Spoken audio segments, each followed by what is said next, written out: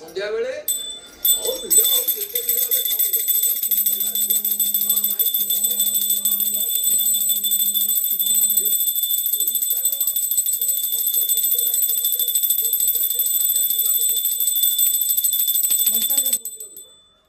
ଲୋକନାଥଙ୍କ ମନ୍ଦିର ଆମେ କାହିଁକି ଦେଖାଉଛେ ନା ଏଇଥିପାଇଁ କି ଲୋକନାଥଙ୍କ ସହିତ ଜଗନ୍ନାଥଙ୍କର ପରିପୂରକତା ରହିଛି।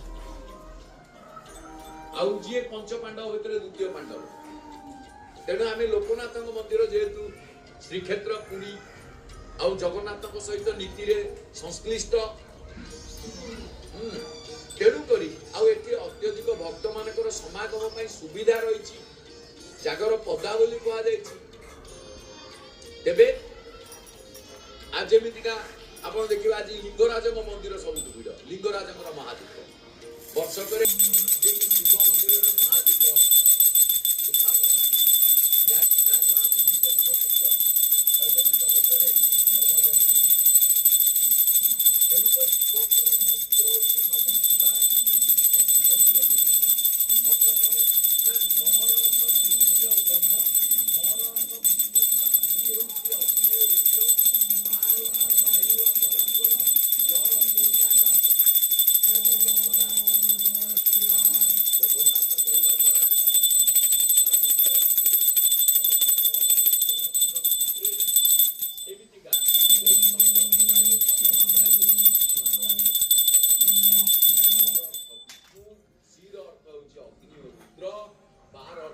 ବାୟୁ ଓ ମହେଶ୍ୱର, ୟର ସଦାଶିବ ଏବଂ ତେଣୁ ଶିବଙ୍କର ଏ ଯୋଉ ଅଦ୍ଭୁତ ଶୋଭା ସବୁ ସମୟରେ ସବୁ ଭକ୍ତଙ୍କୁ ବିସ୍ମିତ କରେ ବା ଆଶ୍ଚର୍ଯ୍ୟ କରେ।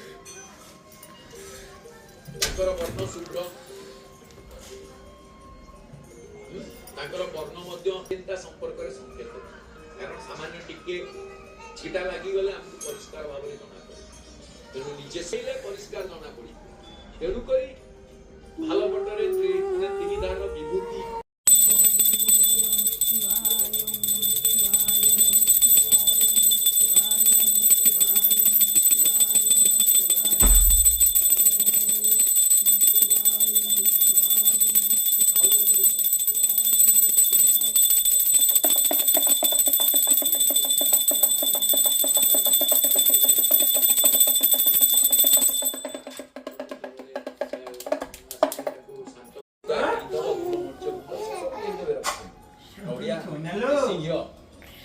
ଆଜି ଚୁଡ଼ା ଘଷା ଭୋଗ ଶିବଙ୍କ ପାଖରେ ଯୋଉମାନେ ଉପାସ କରୁଛନ୍ତି ଶିବଙ୍କ ପାଇଁ ପୁରା ଶିବରାତ୍ରି ଏକଦମ କାଷ୍ଟା କରିବେ, ଆପଣ ଗୁଡରେ ଚିନି ବ୍ୟବହାର କରନ୍ତୁ।